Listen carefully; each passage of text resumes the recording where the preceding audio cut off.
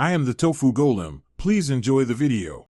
You begin by confirming you have an IR-sensitive camera module and a matching IR illuminator rated for the intended range. Once done, mount the camera to the helmet shell using a small adjustable bracket.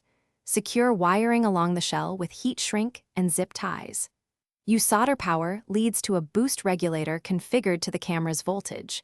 Make sure to test voltage with a multimeter before connecting the camera. Keep battery disconnected until initial voltage checks are complete and all fasteners are snug.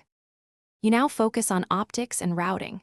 Thread the IR lens onto the camera module and set initial focus on a distant target, then lock the lens with a retaining ring.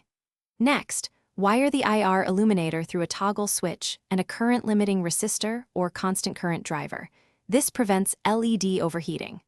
Route wires to the battery compartment and secure the boost regulator to a non-conductive mount for cooling.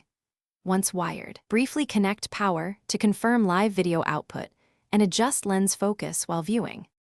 You finish by insulating all solder joints with heat shrink, then mount components to balance weight on the helmet so it sits comfortably. Power up in a low-light area and verify the live image. Increase camera gain or adjust the illuminator angle for better contrast. If the image is noisy, check battery voltage, ensure the regulator output is stable, and inspect solder joints for cold connections. If there's no image, confirm lens orientation and sensor cable seating. Make incremental fixes and retest after each change.